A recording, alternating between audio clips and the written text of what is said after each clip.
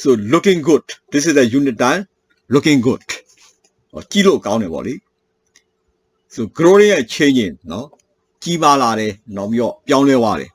It's nature. If your appearance concern your great deal. Me no. Me who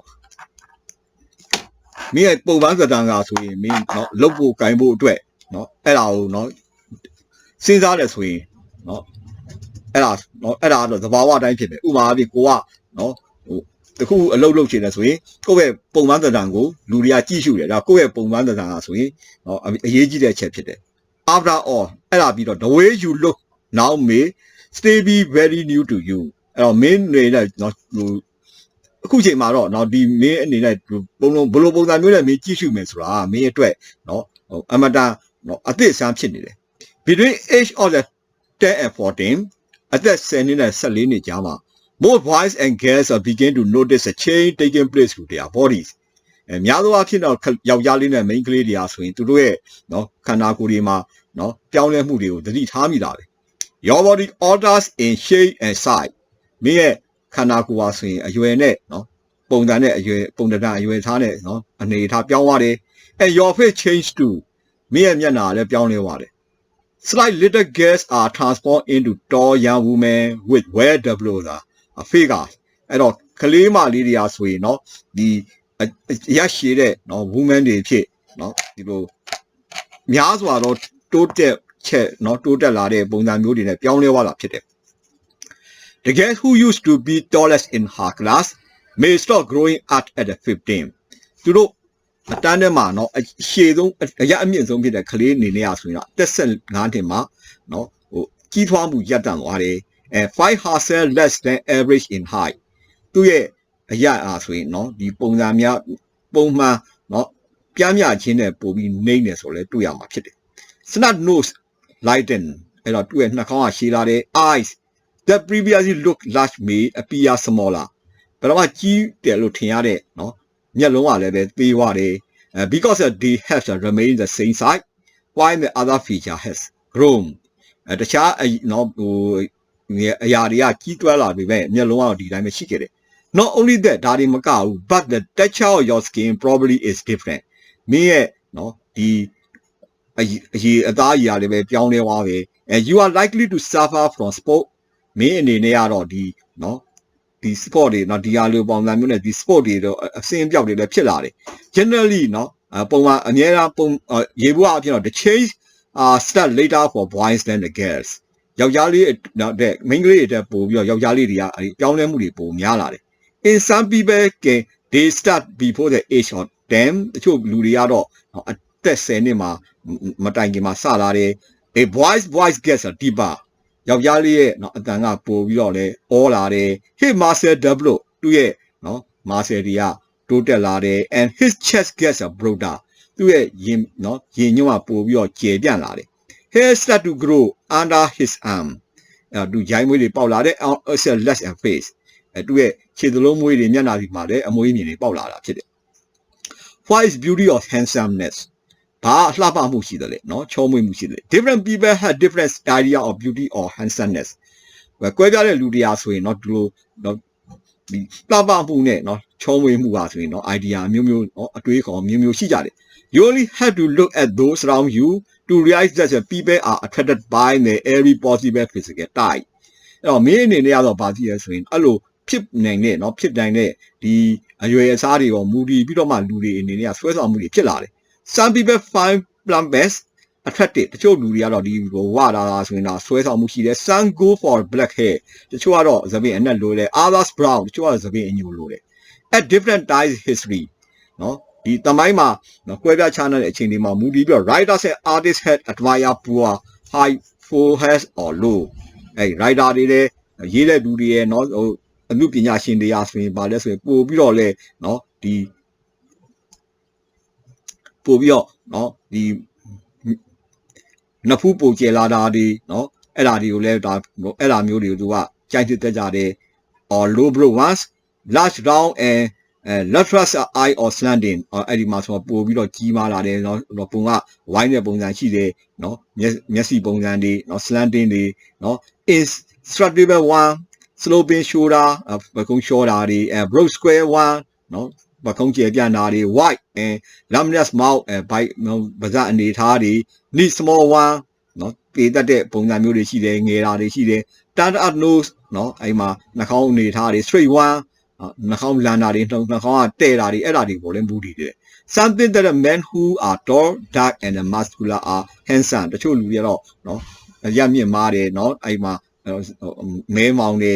နောက်ပြီးကြွက်သားတွေကောင်းတဲ့လူတွေအားဆိုရင်လှတယ်လို့ယူဆတယ် but for some တချို့ကတော့ those who are fair and slightly big are cute ကျိုးကတော့နော်အသင်းနဲ့နော်ခပ်ပေါ့ပါပုံစံမျိုးအရွယ်စားရှိတဲ့ဟာတွေအားဆို cute ဖြစ်တယ်လို့ခေါ်တယ်နော်if you are the worry about how you look မင်းအနေနဲ့နော်မင်းဘယ်လိုကြည့်ရမယ်ဆိုတာကိုနေစိတ်ပူနေဆိုရင် you are certainly not the only one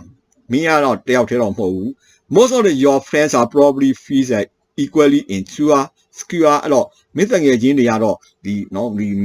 insecure ဖြစ်ကြတယ်နော်မလုံခြုံလို့ယူဆတယ်သို့တော်လည်းပဲ they may not admit or show it သူတို့အနေနဲ့ဒါကိုနော်မပြောဆိုလို့ပဲမဲ့သူတို့အနေနဲ့ရဆိုရင်စိုးရိမ်မှုတွေရှိကြတယ် guys who are tall usually bound to be dainty and small အဲ့တော့ငယ်တဲ့ဒီလိုမြင့်တဲ့ကလေးတွေနော်မိန်းကလေးတွေအနေနဲ့ငယ်တယ်နော်သူကသိငယ်လို့နေလို့ရှိတယ် Vice versa, slant girl with a rosy round face should love to be pale and delicate အဲ့တော့ slant girl တွေအနေနဲ့ကတော့ဒီနှာခေါင်းနော် long တဲ့နော် main ကလေးတွေအနေနဲ့နော်ညနာ white တဲ့ main ကလေးတွေနဲ့ကတော့နော်အယောင်ဖြော့တာတွေကိုနော်ကြိုက်တာကြတယ် slender girl with a very white skin hate their pale and colorless look တချို့ main မလေးတွေကတော့သူတို့အယောင်သိပ်ဖြော့လွန်းတာကိုလည်းမကြိုက်ကြဘူး thin boy would like to put on a more weight ပိန်တဲ့ကလေးတွေအနေနဲ့ဆိုရင်နော်ဒီ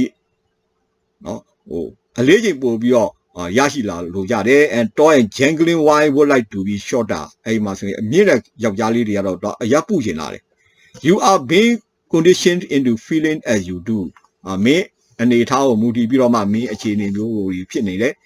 a lot of pressures are encouraging you to worry about your appearance အဲ့ဒီခါမှာတော့မင်းရဲ့ပုံမှန်စဖြစ်ပါမှုတွေကိုเนาะဒီPR တွေရှိလာတယ် Women magazine, men's magazine, advertisement and media all concentrate on the subject မိန်းမရဲ့เนาะ magazine တွေယောက်ျား magazine တွေအဲ့ဒီ media တွေအကုန်လုံးကဒီဘာသာပေါ်မှာမူတည်နေတယ် and they bombard you with the warnings about the bad breath အဲ့တော့အသက်ရှူတာတွေနဲ့ပတ်သက်လို့ frustration เนาะအဲ့မှာเนาะဟိုခံယူချက်တွေနဲ့ပတ်သက်လို့being too fat or too thin သိဝါတာတွေသိပင်တာနဲ့ပတ်သက်လို့เนาะအဲ့ဒီချက်တွေကဆိုရင်เนาะဒီလူတွေကစဉ်းစားနေတယ် they even get the impression that you use a certain shampoo or cosmetic မင်းအနေနဲ့ဆိုတခြား shampoo တို့ cosmetic တွေကိုသုံးတာကိုလည်းပဲเนาะဟိုသူတို့က impression ပေးတယ်ပေါ့လေ you will become more attractive for why အဲ့လိုတခြားတော့ shampoo တို့ cosmetic သုံးရပြင်မင်းကယောက်ျားလေးတွေကိုပို့ပြီးစိတ်ဝင်စားစေနိုင်တယ်အဲ့လိုလဲသူကဆွဲဆောင်ကြတယ်အဲ့တော့ boy drive is starting car တချို့ယောက်ျားလေးတွေကကောင်းမောင်းရင် you the starting after shade အခုမှနော်ဝိတ်နော်ရိပ်ပြီးတဲ့ဟာမျိုးကိုသုံးတယ်ဆိုတော့ they will be attracted to girl အဲ့ဒါတွေကလေသူတို့ကနော် main ကလေးတွေအတွက်သူတို့ကဘာလဲဆိုရင်ဆွဲဆောင်မှုဖြစ်စေနိုင်တယ်လို့ယူဆတယ် your parents may become involved in this process too မင်းရဲ့မိဘတွေကလည်းအဲ့ကိစ္စမှာပါဝင်နိုင်တယ် by encouraging you to think about your appearance မင်းရဲ့ဖြစ်ပေါ်လာမှုပုံစံမျိုးတွေကိုတွေးတောခြင်းအပြင် your friends may create an atmosphere of competition မင်းတငယ်ချင်းတွေအနေနဲ့ဆိုရင်ပြိုင်ဆိုင်မှုတွေဖြစ်လာတယ် body image ကိုယ့်ရဲ့ရုပ်ပုံသဏ္ဍာန်အဲ့တော့ the way you see yourself in your mind eyes may not even be a great မင်းမျက်စိနဲ့မင်းကိုမင်းကြည့်တာတော့ဒါသိတော့နော်တိကျမှာတော့မဟုတ်ဘူး for instance နော်ဒီအနေထားအပြင် girl who had once been the fat often think that themselves like the long after they had become slim အဲ့တော့တချို့ကတော့ဒီပိန်သွားတဲ့ခါမှာသူကိုရက်ရှည်တယ်လို့ထင်ရမယ် girl with the feature they do not like တချို့ခဲတွေအားဆိုရင်မကြိုက်တဲ့ပုံစံတွေဆက်လောင်းလို့နှာခေါင်းရှည်လွန်းတာတွေ or the thick angle နော်ဒူးစိကြီးလွန်းတာတွေ become so unhappy about it အဲ့ဒါနဲ့ပတ်သက်သူတို့ကတော့မပြောဘူး even when they look in the mirror သူတို့မှန်မှကြည့်ပြီးတော့မပြောဘူး they are quite unable to judge their total appearance သူတို့ရဲ့နော်ဟိုတကူလုံးရှိတဲ့ပုံစံမျိုးကိုပေါ်ပေါက်မှုမျိုးကိုနော်စဉ်းစားသုံးသပ်ဖို့ကတော့သူတို့ကမတတ်ဆွမ်းနိုင်ဘူး high weight and how they smell are the thing they can particularly worry young boys အဲ့တော့အဲ့ဒီမှာအမြင့်တို့ လေချင်တို့သူတို့ဘလို့အနံ့ရရှိတာတွေအားဆိုရင်အထူးသဖြင့်နော်ကလေးယောက်ျားလေးတွေကိုစိတ်ပူပင်စရာဖြစ်စေတယ် but try and think about the things you like about yourself and the way you look အဲ့တော့မင်းကြိုက်တဲ့ဟာတွေနော်မင်းပုံကြည့်တဲ့ဟာတွေအကုန်လုံးကိုနော်တွေးတောလိုက် also remember that your body is changing သတိထားဖို့ကတော့နော်မှတ်မိဖို့ကတော့ဗာလို့မင်းရဲ့ခန္ဓာကိုယ်ကပြောင်းလဲနေတယ် and will keep changing ဆက်ပြီးတော့လည်းပြောင်းလဲနေမှာဖြစ်တယ် if you could only relax မင်းအနေနဲ့နော်ဟိုတက်လောင်တက်တာ relax လုပ်ချင်တယ်ဆိုရင် see yourself clearly မင်းရဲ့ကိုနော်ရှင်းရှင်းလင်းကြည့်တယ်ဆိုရင် you might see how unimportant those so called defects are accurately are အဲ့လိုနော်အပြစ်တွေကဘယ်လိုမျိုးတွေရှိတယ်လဲဆိုတာတွေကနော်အမှန်တန်အရေးကြီးတာဒီဟိုမင်းအနေနဲ့နော်ဒါတွေကအမှန်တန်အရေးမကြီးကြအောင်မတွေ့ရမှာဖြစ်တယ်နော်what the metaphor is ဘယ်လိုဖြစ်တယ်လဲပဲဖြစ်ဖြစ်ဘာပဲဖြစ် the kind of person you are ဘယ်လိုလူပဲမျိုးဖြစ်ဖြစ် it would be the foolish to suggest that looks that do not matter at all မင်းကြည့်တဲ့ပုံစံကတော့ဘာမှပြဿနာမရှိဘူး but everyone knows people with all kinds of the beauty handicap ချို့လူတွေအနေနဲ့ကတော့ဒီ beauty handicap ပေါ့လေအလှအပတွေကိုနော် handicap ချို့ရင်းနေတာရှိတယ် who's are nonetheless have easy loving relationship ဘာဖြစ်သူတို့အနေနဲ့ကတော့နော်သူချစ်ခင်ပွေရာကောင်းတဲ့ဆက်ဆံမှုတွေရှိကြတယ် the key to the their success is often a one သူတို့အောင်မြင်မှုကတော့ဒါယူနွေးထွေးမှုရှိတယ် kind heart နော်နှလုံးကောင်းတယ်နော် most important နော်အရေးကြီးဆုံးကတော့ self acceptance ကိုယ့်အကိုလက်ခံနိုင်မှုကအရေးကြီးဆုံးဖြစ်တယ် looking good does not mean making yourself into carbon copy of famous pop star မင်းကိုယ့်အကိုကြည့်ခြင်းအပြင်ကတော့နော်မင်းကနော်ဟို pop star တယောက်ရဲ့နော်ပုံစံမိတ်တူတော်မင်းဖြစ်မှာတော့မဟုတ်ဘူး your popular older sister or brother or your best friend မင်းတို့ရဲ့နော် popular ဖြစ်တဲ့မင်းရဲ့ညီမတွေညီကိုမောင်နှမတွေအကောင်းဆုံးပဲငယ်ချင်းတွေလို့တော့မိတ်တူကိုကတော့ဖြစ်မှာမဟုတ်ဘူး it means making the best of you အဲ့ဒါကတော့မင်းအတွက်အကောင်းဆုံးလုပ်တာဖြစ်မယ် yourself မင်းကမင်းလုပ်တာပဲအကောင်းဆုံးဖြစ်မယ် of course ဒါကြောင့်မို့လို့လဲ delegating can make the thinness or even better အဲ့တော့ပို့ပြီးနော်ဟိုပိန်လာဖြစ်ပို့ပြီးဝလာဖြစ်ပြီးတော့ of course you can improve the way you look with the clothes အဲ့တော့မင်းအနေနဲ့ဒီအဝတ်စားဝတ်တာနဲ့ပတ်သက်လို့လဲတိုးတက်မှုတွေဖြစ်ပေါ်တယ် hair style သပင်ပုံစံတွေ skin care နော် skin ကိုအရေးပြားကိုဂရုစိုက်တာတွေ if you wish means နော်လိုလိုက်ရင် makeup နော် makeup သုံးတာတွေ washing your face more often with mice perfume or antibiotic soap and warm water အဲ့တော့မင်းရဲ့မျက်နှာကိုမှနော်ဒီလို antiseptic ပါတဲ့စွနဲ့နော်ဒီ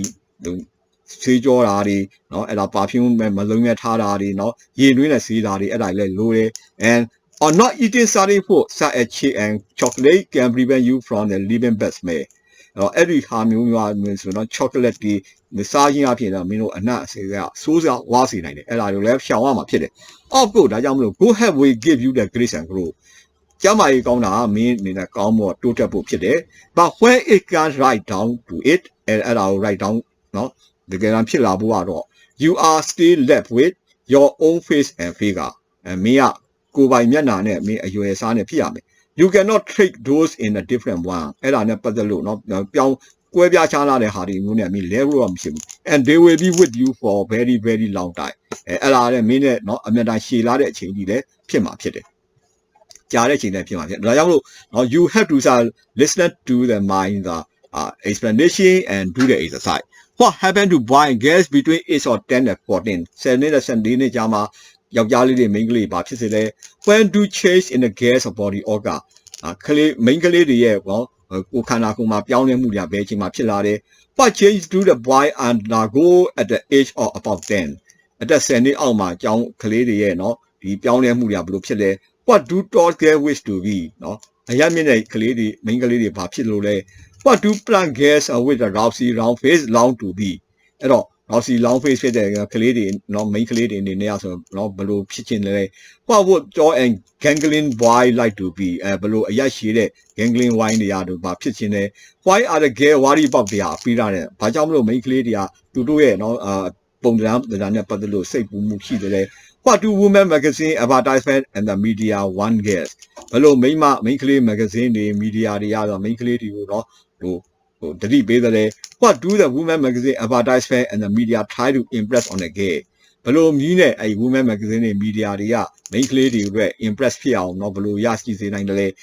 what can the wearing the can worry the young boy you pay in there sick why do people with all kind of beauty handicaps stay has the easy loving relationship below munet labade no main lady no I have about the handicap the swing no chis ya gone set and moody cheesy across through the writer years were more moody what does looking good man Kilo countess of house what can you do to become a dinner of betterအဲ့မှာမင်းကိုဘယ်လိုဟာမျိုးอ่ะပို့ပြီးတော့ဝါစီနိုင်လဲဘယ်ပင်စီနိုင်လဲ how can you improve the way you look ဘယ်လိုပုံစံမျိုးနဲ့မင်းကြည့်မှုကိုတော့တိုးတက်စေနိုင်လဲ how can you prevent from having bad smell ဘယ်လိုလုပ်ချင်အပြင်မင်းอ่ะเนาะဒီလိုအနံ့ဆိုးတွေကိုကာကွယ်ပေးနိုင်လဲเนาะဒါကိုကြည့်ရမှာဖြစ်တယ်